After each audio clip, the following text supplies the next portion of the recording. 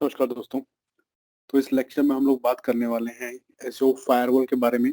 तो Azure firewall जो है वो एक मैनेज सर्विस है which is managed by Azure, correct?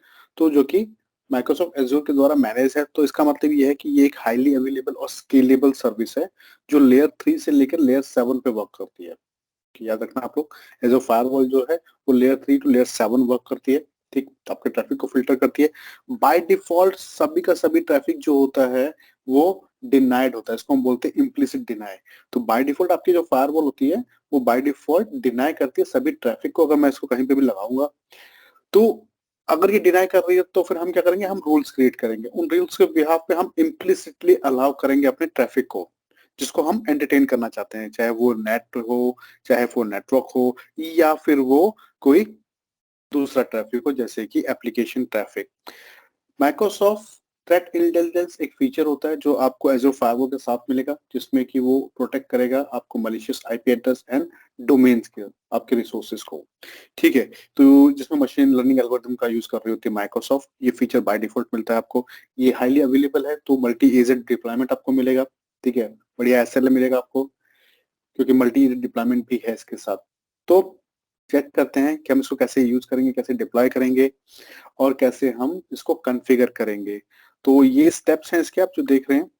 एक रिसोर्स ग्रुप बनाएँगे, वर्चुअल नेटवर्क और सबनेट बनाएँगे, वर्चुअल मशीन डिप्लॉय करेंगे उसके अंदर, फिर deploying firewall with firewall policy, फिर एक रूट क्रिएट करेंगे, उस राउट को हम ऐड करेंगे, फिर एप्लीकेशन रूल क्रिएट करेंगे, नेटवर्क रूल क्रिएट करेंगे और नेट रूल क्रिएट करेंगे, ठीक है? तो ये सब हम करने वाले हैं स्टेप बाय स्टेप, और मैं आपको दिखाने वाला हूँ कि कैसे हम फायरवॉल को कॉन्फ़िगर करेंगे, डिप्लॉय करेंगे, कॉन्फ़िगर करेंगे। ये सिनेरियो है जो हम कॉन्फ़िगर करने वाले हैं।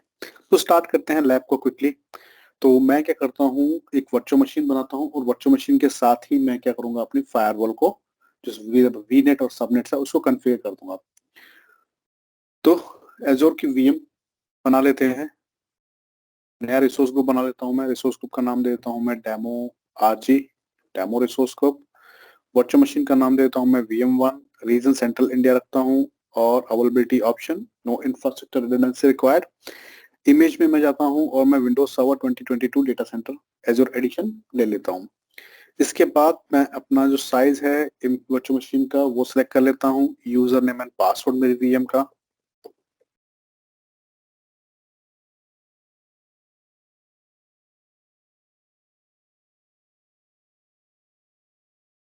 यूजर नेम एंड पासवर्ड के बाद नेक्स्ट हम चलते हैं डिस्क पे, नेटवर्किंग पे, और नेटवर्किंग पे चल के मैं क्रिएट करता हूँ न्यू वीनेट। तो वीनेट का नाम दे देता हूँ मैं वीनेट 1। एड्रेस में सेम ही रखता हूँ, 10.0.0.0/16। तो फर्स्ट सबनेट है मेरा, अगर आप देखोगे तो उसका मैंने नाम दिया है वर्कलोड SN, ठीक है? तो यही नाम मैं यहाँ पे भी दे देता हूँ, वर्कलोड-SN, ठीक? उसके बाद जो दूसरा सबनेट है मेरा वो है Azure firewall subnet.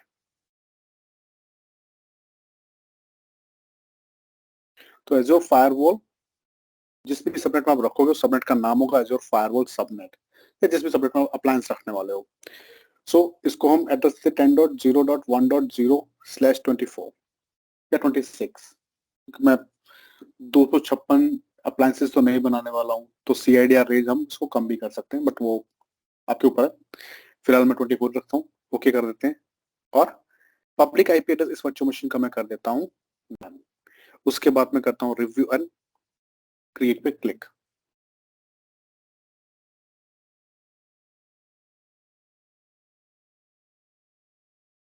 Click on create, virtual machine की डिप्लॉयमेंट स्टार्ट हो जाएगी। वेट करते हैं, क्योंकि जब फायरवॉल की डिप्लॉयमेंट हम स्टार्ट करेंगे तो हमें अपना एग्जिस्टिंग वीनेट जो हम ये बना रहे हैं वर्चुअल मशीन के साथ यही यूज करना है, और उसके अंदर हमारा सबनेट है जो फायरवॉल, उसमें हमको फायरवॉल रखनी है एज पर आवर सिनेरियो। तो यहाँ पे वीनेट बन रहा है आपका, सबनेट बन रहा है और उस सबनेट के अंदर वर्चुअल मशीन बन रही है, जिसको कि एक आईपी एड्रेस मिल जाएगा, ठीक है?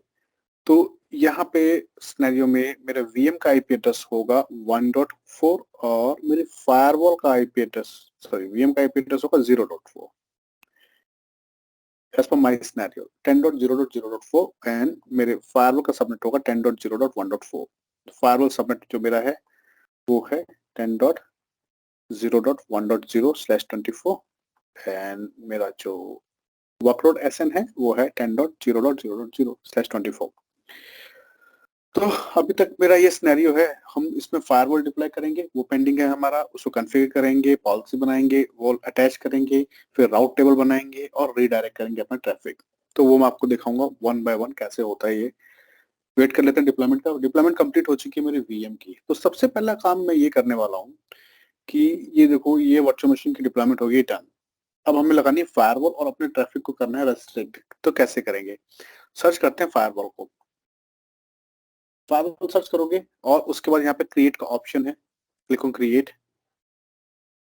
उसका रिसोर्स ग्रुप मैं ले रहा हूँ एग्जिस्टिंग डेमो आरजी। फायरवॉल का नाम मैं दे रहा हूँ FW1, आप कोई भी नाम दे सकते हो, ठीक है। रीजन सेम होना चाहिए जहाँ पे हमारे रिसोर्स हैं जिनको मैं रेस्ट्रिक्ट करना है। मैं अवेलेबिलिटी जोन कोई भी सेलेक्ट नहीं कर रहा हूँ फायरवॉल डिप्लॉयमेंट के लिए, ठीक है। फायरवॉल SKU क्या होगा हमारा, यहाँ पे मैं ले रहा हूँ स्टैंडर्ड, और इसमें मैं जा रहा हूँ पॉलिसी बेस्ड फायरवॉल के साथ। तो फायरवॉल जो होगी वो पॉलिसी बेस्ड होगी। वहाँ पर दो ऑप्शन थे, policy based, rule based. Policy based का मतलब होता है कि हम पॉलिसी के थ्रू, जो अभी लेटेस्ट चल रहा है हमारा, हम पॉलिसीज क्रिएट करेंगे और वो पॉलिसीज जो होंगी वो मैं मल्टीपल फायरवॉल्स पे यूज कर सकता हूँ। रूल बेस्ड का मतलब होता है जो क्लासिक लेगेसी फायरवॉल होती है जो हमारी, हम वैसे रूल्स बना सकते हैं अपने फायरवॉल के लिए ही, जो कि एक ही फायरवॉल पे काम करेंगे, ठीक। और अगर मैं पॉलिसी बनाता हूँ तो मैं पॉलिसी को मोर देन वन फायरवॉल पे यूज कर सकता हूँ। तो हम चलते हैं फायरवॉल पॉलिसी के ऊपर। मैं ऐड न्यू करता हूँ, पॉलिसी का नाम देता हूँ, जैसे मैं बोलता हूँ पॉलिसी 1, ठीक है। और रीजन रहेगा सेम, सेंट्रल इंडिया, और SKU रहेगा स्टैंडर्ड, क्योंकि हमने यहाँ पे स्टैंडर्ड सेलेक्ट किया हुआ है फायरवॉल SKU। तो पॉलिसी का भी SKU सेम ही होना चाहिए।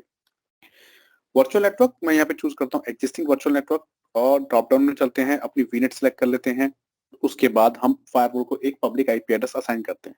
तो ऐड न्यू पे क्लिक करता हूँ, इसको नाम दे देता हूँ FW-PIP1 firewall public IP address 1।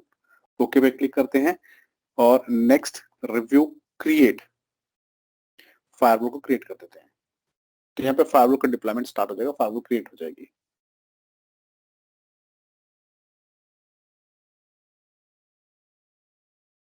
तो फायरवॉल का डिप्लॉयमेंट जो है वो थोड़ा टाइम लेगी, ठीक है। तो हम वेट कर लेते हैं। जैसे फायरवॉल की डिप्लॉयमेंट हो चुकी है डन, तो अब हम इसको करेंगे कॉन्फ़िगर।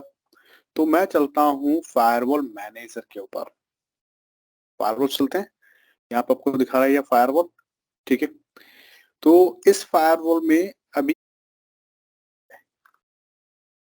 ठीक, तो हम क्या करेंगे, फायरवॉल मैनेजर पे चलते हैं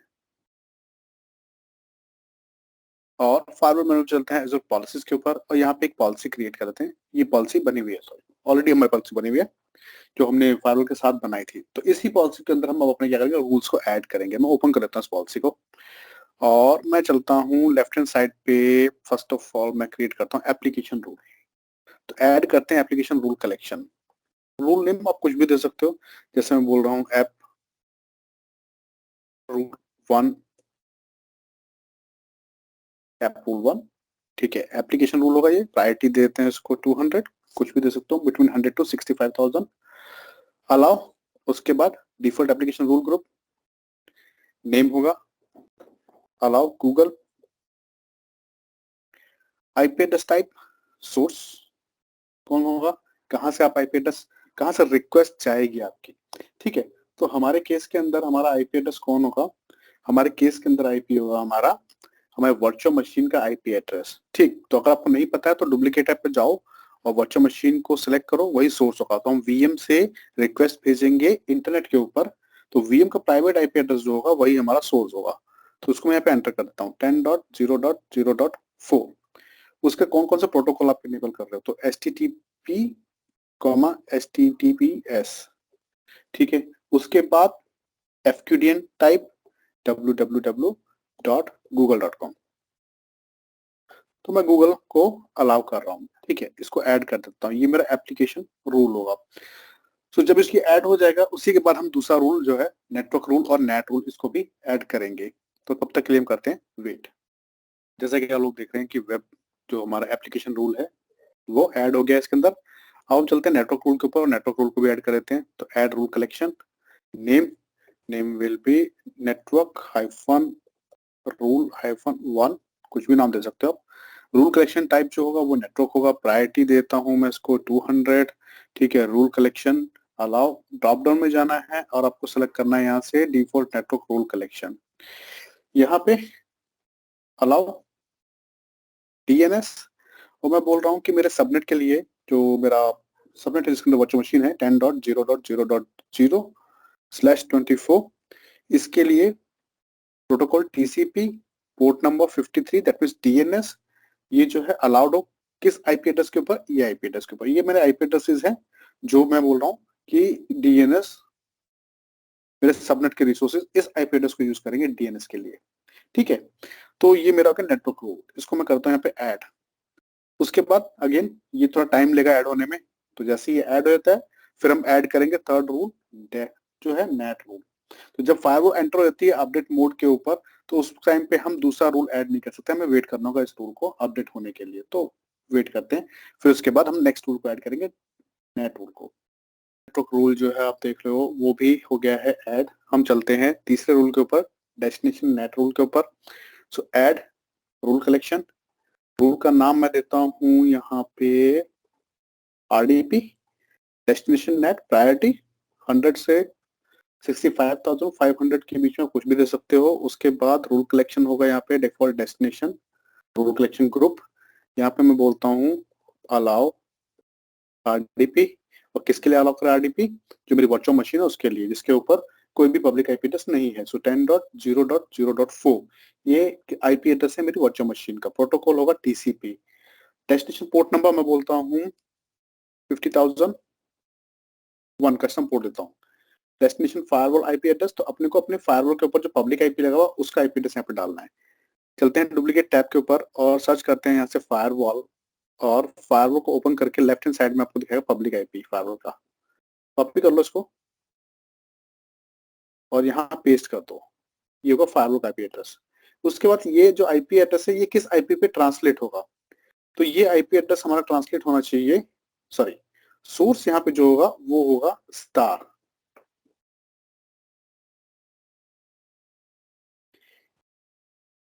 तो अब हम ऐड करने वाले हैं यहाँ पे destination net rule, add rule पे क्लिक करता हूँ। रूल का नाम देता हूँ मैं आरडीपी, प्रायोरिटी दे देता हूँ 200। रूल कलेक्शन ग्रुप सेलेक्ट कर देते हैं यहाँ से default net rule collection group, नाम अलाउ आरडीपी, और source source anywhere star, protocol में लेता हूँ TCP, port number so initially मैं चाहता हूँ कि मेरी रिक्वेस्ट आए 50,001 पोर्ट के ऊपर। डेस्टिनेशन आईपी एड्रेस यहाँ पे आपको देना अपने फायरवॉल का आईपी एड्रेस। सो डुप्लीकेट टैब पे जाकर के फायरवॉल के अंदर जाकर के लेफ्ट हैंड साइड में आपको दिखाएगा public IP of firewall. Copy कर लेना इसको और पेस्ट करना है यहाँ पे फायरवॉल का आईपी एड्रेस। तो ये हो गया आपका फायरवॉल का IP address, destination IP address जहाँ पे रिक्वेस्ट आएगी। फिर ये आईपी ट्रांसलेट हो जाएगा किसके अंदर, आपकी वर्चुअल मशीन के प्राइवेट आईपी एड्रेस पे। तो 10.0.0.4 मेरी वीएम के प्राइवेट आईपी एड्रेस पे। और किस पोर्ट पे आपका पोर्ट ट्रांसलेट होगा, तो पोर्ट ट्रांसलेट होगा 3389 पे। उसके बाद यहाँ देखो मेरा आईपी में स्पेस है, मैं इसको हटा देता हूँ, तभी मेरे को ये जो ऐड का टैब है ये अवेलेबल होगा। अभी ग्रेड आउट है तो स्पेस हटा देना, ऐड पे क्लिक कर देना। अगेन ये कुछ टाइम लेगा अपडेट होने में, तो जैसे ही ये अपडेट हो जाएगा हम क्या करेंगे, इस फायरवॉल को एसोसिएट करेंगे अपने वर्चुअल मशीन पे। मैं अपने वर्चुअल मशीन का सारा ट्रैफिक जो है अब वो फायरवॉल के थ्रू ही सेंड करूंगा, आउटबाउंड ट्रैफिक। तो वो हम कैसे रिडायरेक्ट करेंगे मैं आपको वो भी बताऊंगा। तो पहले हम वेट कर लेते हैं इसके अपडेट होने का, ठीक है। उसके बाद आप लोग देख रहे हो कि रूल हो गया है हमारे तीनों ऐड। अब हमें ये रूल जो है वो अप्लाई करने किसके ऊपर, अपने सबनेट के ऊपर। सो दैट सबनेट से जो भी रिसोर्स, जो भी रिक्वेस्ट, इस सबनेट से जो भी रिक्वेस्ट जाए इंटरनेट के ऊपर, आउटबाउंड रिक्वेस्ट जो भी इंटरनेट के ऊपर जाए, ठीक, तो वो रेस्ट्रिक्ट हो और या वो फिल्टर हो हमारे फायरवॉल के थ्रू, ठीक है। जो भी हमने फायरवॉल पर रूल लगा रखे हैं उनके जैसे ही वो, उन रूल्स के अकॉर्डिंग ही वो ट्रैफिक हमारा फिल्टर हो। बट उससे पहले हमें एक काम और करना होगा, हमें जाना होगा वर्चुअल मशीन पे। आपको याद होगा हमने डीएनएस एड्रेस जो है वो सेट किया था। तो वीएम पे जाना है और हमें जाना है नेटवर्क सेटिंग्स के अंदर, और नेटवर्क सेटिंग्स के अंदर हमें जाना है अपने आईपी एड्रेस के ऊपर, आईपी कॉन्फ़िग 1 के ऊपर। तो वीएम के जो नेटवर्क इंटरफेस कार्ड है उसके ऊपर क्लिक करो और आईपी कॉन्फ़िग 1 जो है आपको दिखा रहा, उसमें तो आप नेटवर्क सेटिंग्स को चेंज करोगे। वीएम पे आना है, वीएम को ओपन कर लेना और लेफ्ट हैंड साइड में नेटवर्क सेटिंग्स दिखाएगा, नेटवर्क इंटरफेस कार्ड पे आ जाना और यहाँ पे लेफ्ट हैंड साइड में आपको डीएनएस दिखा रहा होगा। तो हम अभी क्या है, कस्टम डीएनएस को यूज करेंगे और यहाँ पे हम अपने डीएनएस के एड्रेस को एंटर करेंगे। सो जो कस्टम डीएनएस जो हमने वहां पे अपने रूल में कन्फिगर किया, जो हम अपने सबनेट के लिए यूज भी करने वाले हैं, वही डीएनएस का आईपी एड्रेस हमें यहाँ पे टाइप करना है।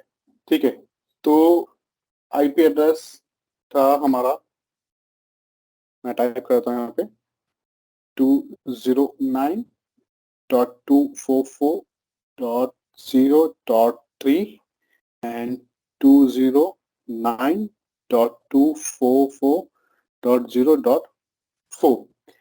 ठीक, तो ये हमारे आईपी एड्रेस हैं, वो हम यहाँ पे डाल देते हैं। उसके बाद हम करते हैं इसको सेव। अपडेट होगा नेटवर्क इंटरफेस, उस तब तक मैं क्या करता हूँ, डुप्लीकेट पे चलता हूँ और वहां पे बनाता हूँ राउट टेबल को, क्योंकि जब हम ट्रैफिक फॉरवर्ड करेंगे फायरवॉल की तरफ तो हमें चाहिए राउटिंग। हम खुद अपना एक मैनुअल राउट बताएंगे जिसको हम बोलते हैं यूडीआर, यूजर डिफाइंड राउट्स। तो राउट टेबल चलेंगे, क्रिएट राउट टेबल, एग्जिस्टिंग रिसोर्स ग्रुप, राउट टेबल का नेम मैं देता हूँ fw-rt1, review and create, route table हो जाएगी आपकी क्रिएट। जैसे ही राउट टेबल क्रिएट हो जाएगी उसके बाद फिर हम आगे स्टार्ट करेंगे, राउट टेबल कन्फिगर करेंगे। तो राउट टेबल की डिप्लॉयमेंट हो गई डन। मैं चलता हूँ रिसोर्स के ऊपर, राउट टेबल के ऊपर लेफ्ट हैंड साइड में आपको दिखाएगा सबनेट्स टैब। तो सबसे पहले ये राउट टेबल में एसोसिएट कर देता हूँ अपने सबनेट के ऊपर, वर्कलोड एसएन सबनेट के ऊपर, ठीक, जिसमें हमारी वर्चुअल मशीन है। उसके बाद जैसे ये यहाँ पे एसोसिएट हो जाएगी सबनेट, हम जाएंगे राउट्स के ऊपर और हम राउट को ऐड कर देंगे कि जो भी मेरा ट्रैफिक इंटरनेट पे जा रहा है वो फिल्टर हो मेरे राउटर से या फायरवॉल से। So now traffic to internet, traffic जो इंटरनेट की तरफ जा रहा है। डेस्टिनेशन टाइप आईपी एड्रेस, यहाँ पे हम बोलते हैं 0.0.0.0/0, it means anywhere. Next hop क्या होगा, नेक्स्ट होप होगा हमारा virtual appliance, that is firewall. तो यहाँ पे आपको फायरवॉल का आईपी एड्रेस डालना है। तो मेरे केस में मेरे फायरवॉल का आईपी एड्रेस है 10.0.1.4, ठीक है, प्राइवेट आईपी एड्रेस।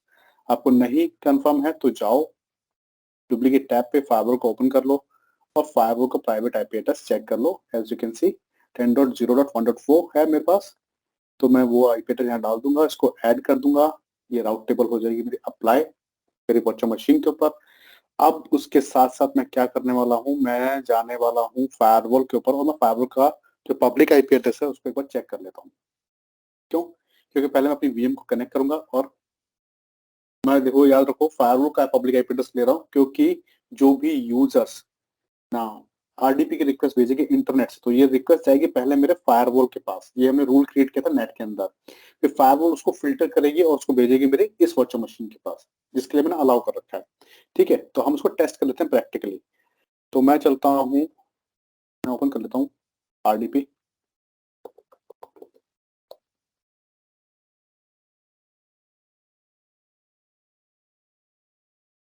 सो रिमोट डेस्कटॉप कनेक्शन को ओपन कर लेना अपने सिस्टम में।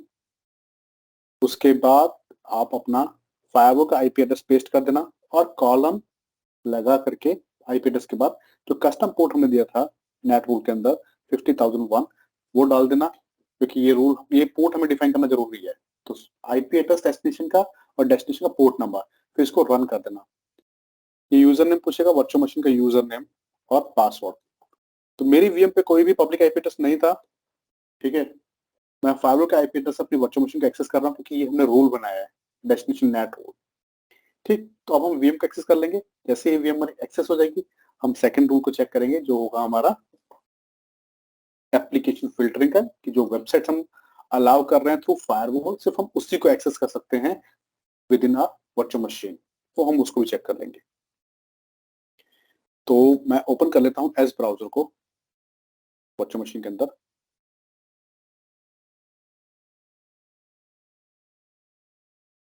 कन्फिगर कर लेते हैं इसको।